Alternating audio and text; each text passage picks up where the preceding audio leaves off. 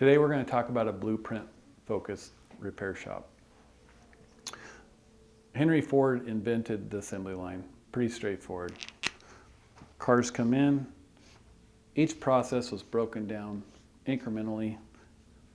Assembly, one step at a time. Pretty understandable. Later on, the Japanese in the 80s about bankrupt the U.S. car manufacturers by taking this to the next level. By implementing the 5 S's and process-centered environment, they were able to dramatically increase the speed of the assembly line. By making our shop blueprint-focused, we can replicate the same success that they had. In a traditional body shop, you had the office and the shop.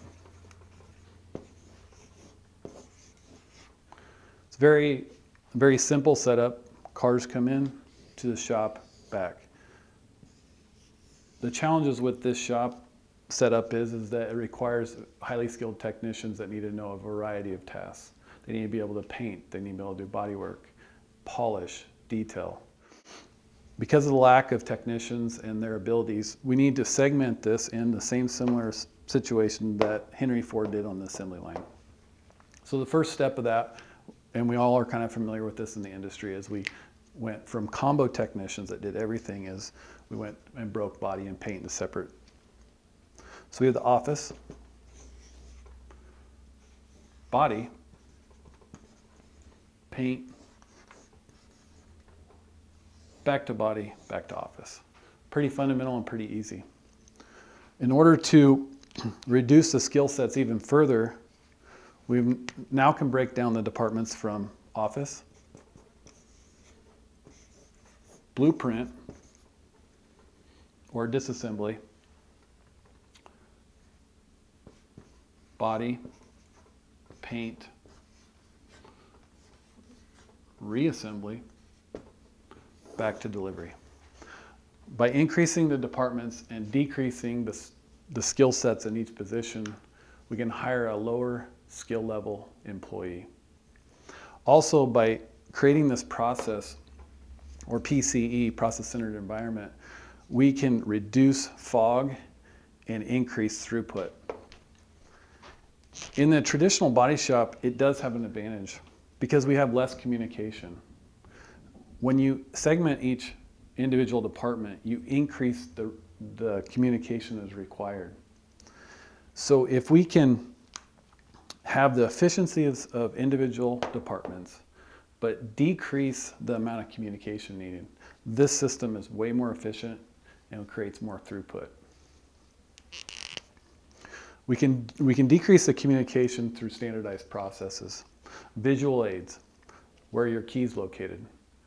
Where's the cars that need painted? Where are they parked? By creating more visual aids, you can increase the throughput and increase the efficiency.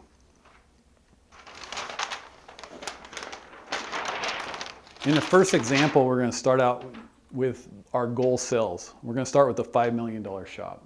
If we have a $5 million shop, we know that we need to put $417,000 worth of throughput per month. Breaking down further, $96,000 per week, $19,000 per day. With a $3,500 average ticket, we know that we'd have 5.5 cars per day. With a total of daily input into the shop, we need to put 120 hours total into the shop per day. If we break this down even further, we need 600 hours of production per week. Of that, historically, not always, and hell may disrupt this, we would have 400 hours of body, 200 hours of paint. Breaking down each department, we would need to put into the shop, we know it takes about 15% of the total labor effort to do a proper blueprint. This is a complete teardown and the first correct estimate of the vehicle.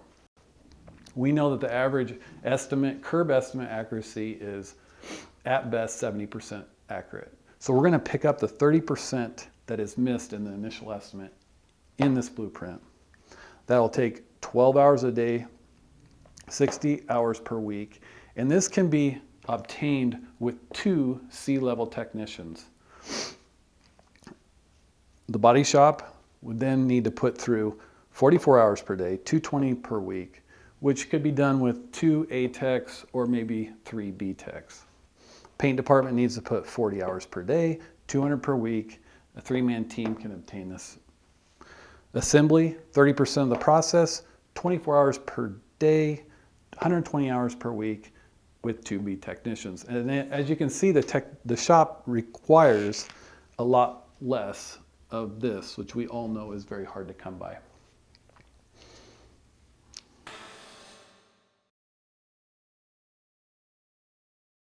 With these two diagrams, I can show a traditional body shop layout with a full blueprint shop.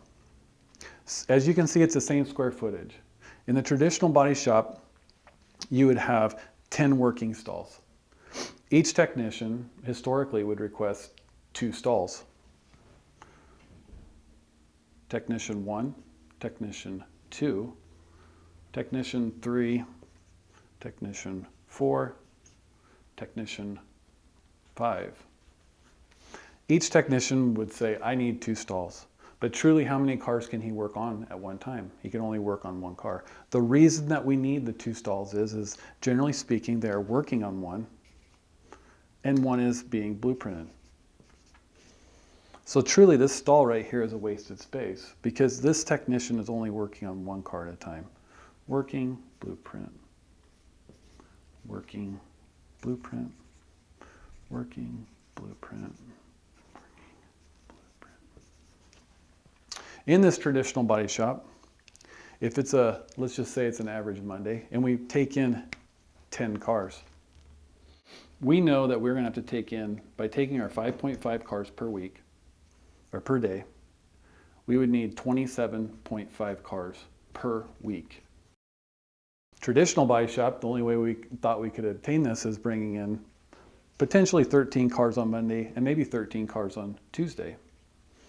If we load this shop on a Monday morning and we were able to input the first 13 cars, chances are none of these technicians are going to have a car to work on until mid-morning on Monday. Because as these cars go into for teardown, these technicians want to get to work. So we load every stall with a car because we're just in a mad dash to input all these cars.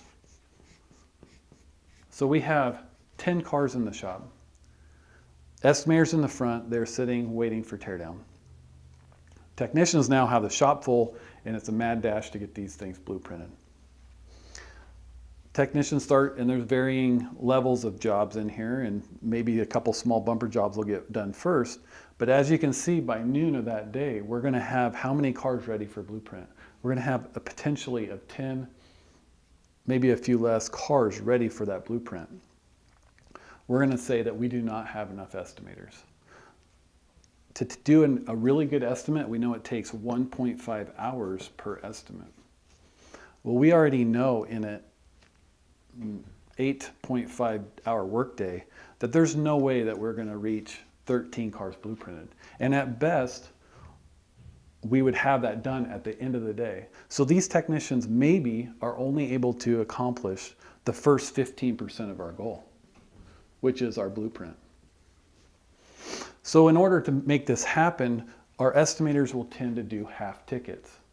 To get the ball rolling, take off the bumper, I'll come back and I'll clean it up. We got to get these cars going. So we're not doing a really good job at analyzing the cars. And most of our workload is rolling into the next workday. So as you can see, this is a train wreck from the beginning. And this same problem flows through the whole shop because these same cars that are getting dumped in and the estimators are doing half tickets and having to come back and do a better job later are dumping in the paint department. And so the painters in this whole scenario have not had any cars to work on whatsoever. Our paint department's empty. They're sitting on buckets on most of the Monday. As you can see through the hump of the work week, Monday comes in with a lot of cars in the body shop, and that big surge of 13 cars and then 13 cars on Tuesday dump into the paint shop.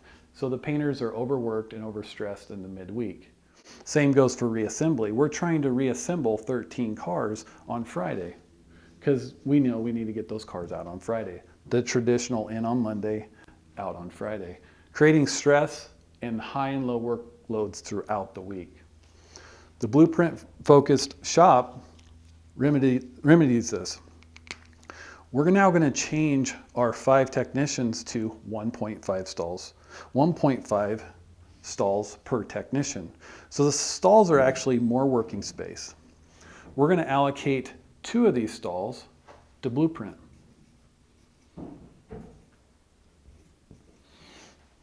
We're going to allocate 1 of these stalls to parts carts.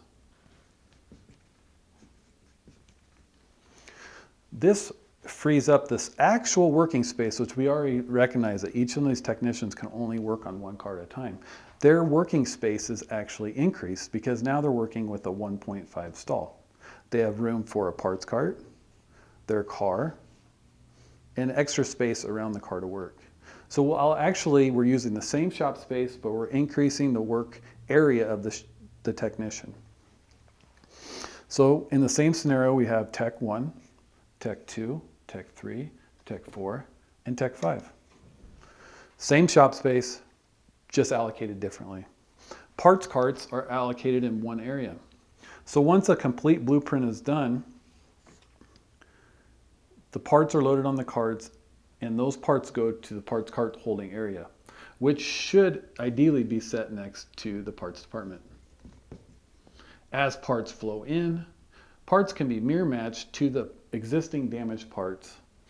Then, as the technician is working on the car with that cart, those parts go to his stall. He has plenty of working space, and there's less confusion of what is happening in the shop. In this scenario, you can just see that there is parts carts in all the stalls. There is a lot of cars in the shop, chaos, and less linear flow through the shop. In addition, when we have a blueprint team, we know that the blueprint team can cycle 120 total ticket hours through per day. This team would need to cycle 5.5 cars per day.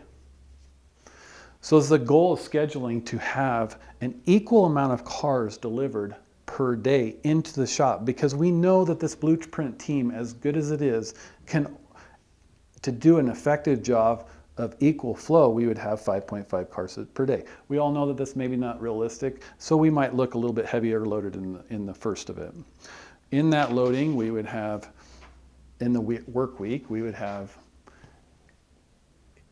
on Monday, we would have 8 cars, Tuesday, 6 cars, Thursday, 5 cars, Thursday, 4 cars, Friday, 4 cars. So we have a more linear flow through the blueprint, and we can have the blueprint team is working consistently every day. By having the blueprint team doing damage analysis consistently through the work, we're going to increase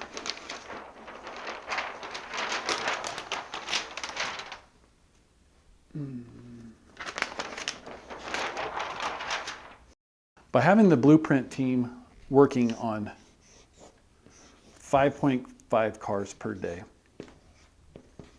we know that the average estimate takes 1.5 hours. So it's realistic that we can cycle through those 5.5 cars every day.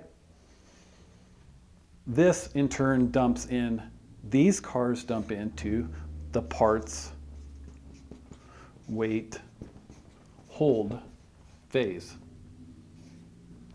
Make sure I get my spelling right. So our parts, weight, hold department is continually getting flooded full of accurately blueprinted cars. We don't have half tickets. These cars are looked through with accurate photos, marked up, and processed properly. As this parts, weight, hold fills, this also remedies our parts problem that we're having. We do not know which one of these cars is going to be ready to go into the body shop.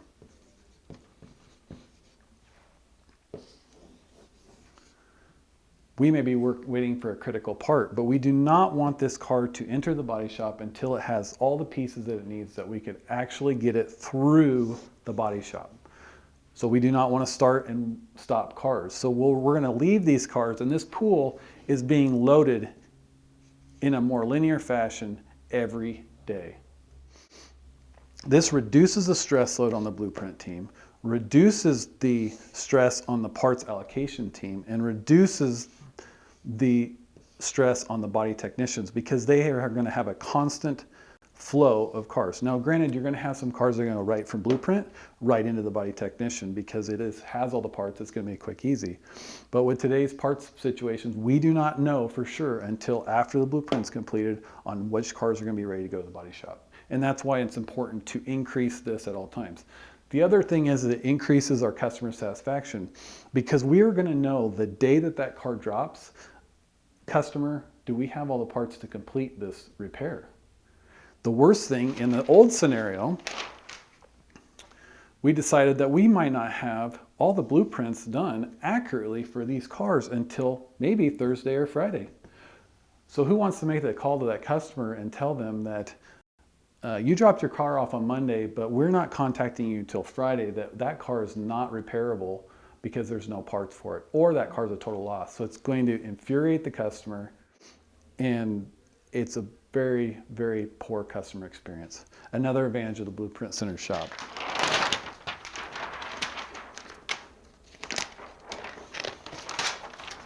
This same linear flow also loads the paint shop more equal.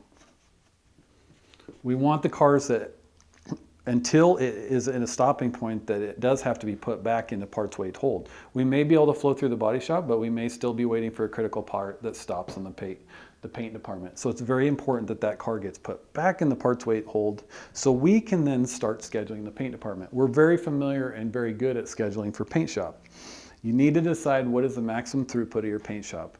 We know that if our goal is, if we have 2 booths and we need to paint 5.5 cars per day,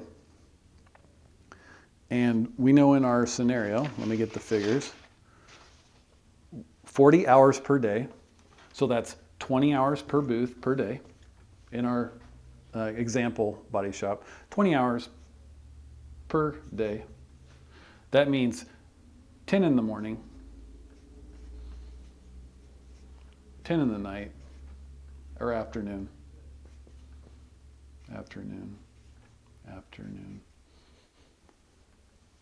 We know the average ticket is going to be,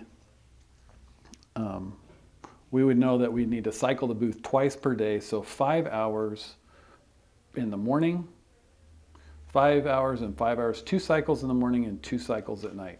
We know that we can successfully cycle a paint booth in that time period, roughly 2 hours per cycle. So our goal, we know that if our paint department does not flag 40 hours per day with 2 booths set up, that we're going to have a failure. We may have days that we flag 50. We may have days that we flag 30. But we know on average throughout the whole week to hit our 200-hour goal, we need to average 40 hours. So we can see if we're going to have a failure very easily. This linear flow through the paint shop also goes back to reassembly. As you can see, the flow through the shop is going to be more linear, and the hours that they put through, if they are doing 40, they're going to dump that last percentage into the assembly and through detail.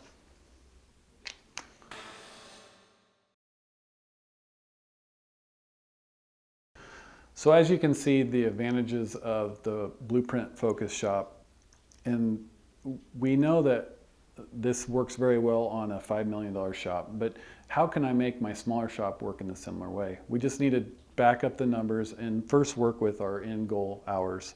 If you're a $1.5 million shop, we can back figure the percentages and figure out what we need in each department and how many blueprints we need per day.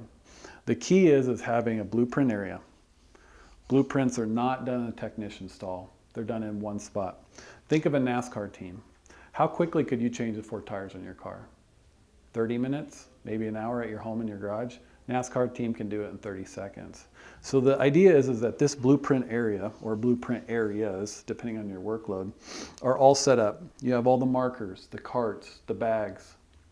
And this team will become very efficient at processing the cars, increasing accuracy and increasing speed. Also, by having the specialization of the teardown team, we can increase the speed. Now, if your shop is more of a traditionally run shop, we can run what we call hybrid. Or if we want to slowly transition the shops so that the technicians we have buy-in and we don't have an exodus, we can do what we call a hybrid. So we have our 5 technicians, stalls, as we talked before, 1.5 size stalls, so a little bit oversized. And what we have is a 2 blueprint. We do not have a teardown team, but we do have 1 blueprinter. This blueprinter is focused right here on these 2 cars in this task. These technicians would come and they would be working on their cars, but they would come to the blueprint area to do the disassembly. Disassembly is never done in their stall unless it's a really big heavy hit, a large truck, a large SUV. They may want to tear down in their stall, and we allow that. So we have a little bit of flexibility in the hybrid system. But still, the focus of the blueprint should always try to be done in the blueprint base because of the reduced transfer of the estimator. Because in the old traditional one, he was all over the shop.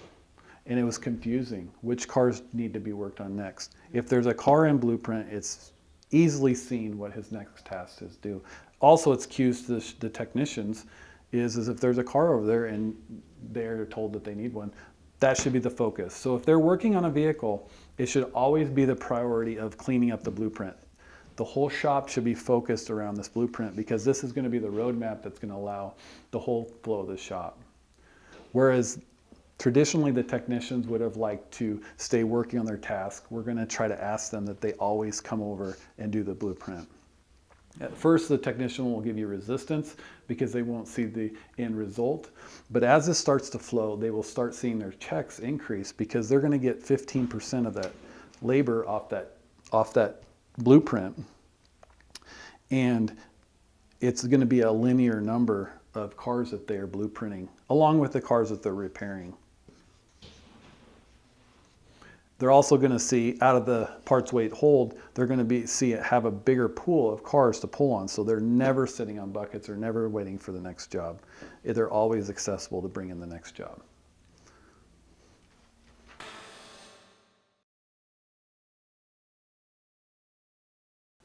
Okay, so how do we decide how many estimators and how many front-end staff do we need to operate this operation? We know that an estimatic team, an estimator, can write between 100 and at 150,000. There's a breakdown on accuracy. It's just too much throughput. You actually see a reduction in cells and too much input. If the way you handle this 100 to 150,000 is done in a blueprint process, you would have what you call a front and back team. So in the front office,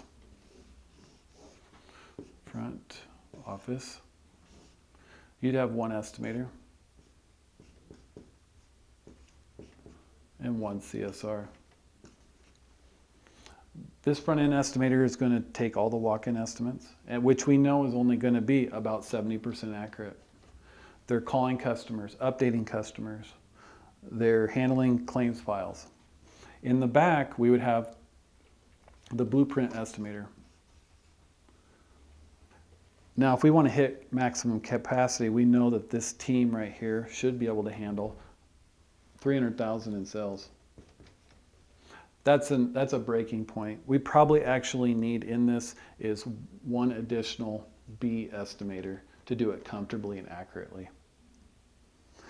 The key is that the blueprint estimator stays in the shop space, in the blueprint stalls. This reduces mind switching and fog. We get fog because our minds are not designed to continually change direction on tasks. And by having yourself centered on the task of blueprint, you can increase your speed and accuracy. The same with the front end staff. If they're if their concentration is on the customer experience, they can increase the customer's experience, increase satisfaction, increase speed, and it actually will reduce the mental load on this team. But we need to look at the total sales volume when we're looking at how many people do we need in this team. And we can tell if we hit this 100,000 with one person in an ultra small shop, he may still have to work the front and back, but he's still doing it, and he or she will still be doing it in one concentrated area, which will reduce their mental load.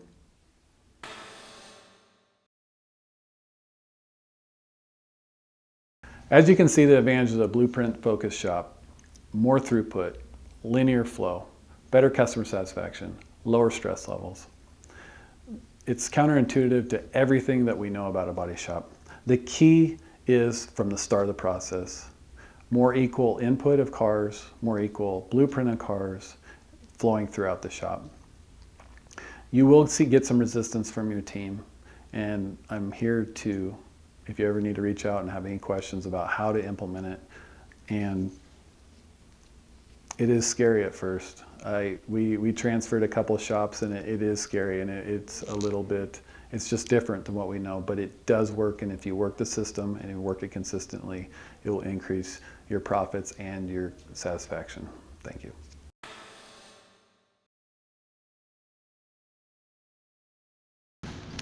In our first video, we talked about overall benefits of having a blueprint-focused repair facility. I want to expand on today and what an actual blueprint stall should look like. Today we have a Hell car that we have marked up and ready for blueprint.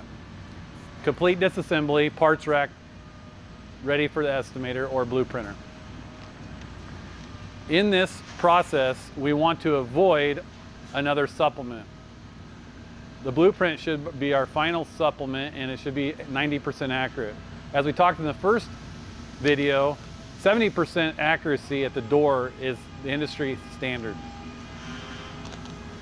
5 major things that get missed on the initial estimate are nuts, bolts, clips, and fasteners, broken parts during R&I. That's why it's important that we take these apart as far as possible in the blueprint. Parts lost during an accident. There may be a complete fog light missing or part of the bumper that could be missing off the initial estimate that's going to stop us in the reassembly. And lastly, we got to really inspect the parts for broken pieces. An example in this vehicle is a crack in the windshield. We want to recognize that in the blueprint so we can have this as part of the full estimate. In this blueprint example, you can see that the story is written on the vehicle. 10 hours conventional repair. Any questions we may have. Hours of repair. The story can be told in the photographs on the vehicle. Replace roof rails and clips. Remove and replace the drip molding. You can see the belt moldings are removed in the blueprint process. If there's any chance of damage, we want to catch it in the blueprint. By increasing the information on the vehicle in the photos, we can reduce the supplement rate and reduce the questions that come up under an estimate review by an insurance company. After the blueprinter has completed the supplement on the vehicle, immediately the vehicle can be taken out and the next vehicle brought into the blueprint area. The usage of parts storage containers allows us to organize all the clips and fasteners. Labeling on the container helps if the reassembler is different than the person that took the car apart. Okay. The RO numbers are put on the cart in the blueprint. This will allow the parts person to come to the cart with new parts and mirror match and exchange parts that are bad.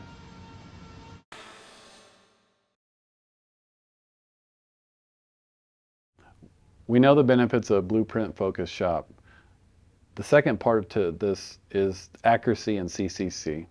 At all times that the files are touched, we must update the system to exactly what's happening in the shop. From check-in, waiting for customer, waiting for insurance authorization, disassembly, blueprint, waiting for parts. Every time the vehicle is moved through the process, it must be updated every time. As we can see in this example, We have a lot of cars that are yellow, so we're ahead of schedule in process. As soon as a car turns red, we have to go into the system and find out why this car has turned red. This one is still stuck in disassembly. Is it simply that we have not updated it, or is there truly a problem? Once we've touched that file, at that point, we need to update the file to what's true and accurate. If this disassembly is stopped for some reason, we need to update the file, put a note in the system. That way that all people working in the team know what's going on with the car at all times. We encourage the team to check the accuracy of this twice a day, once in the morning and once after lunch. That way everyone's on the same page. Updating and maintaining timely inputs into CCC is vital for the flow through the shop. If any one person working with the team is not updating the file correctly, and every time they touch the file, we're going to have a complete breakdown of the team. It is important that every vehicle that is on site has some place in CCC management. Even total losses or tow-ins need to be put in the day they are dropped at shop. This will allow everyone in the team to know which vehicles are on site at all times for calls or questions from customers, towing companies, or insurance companies.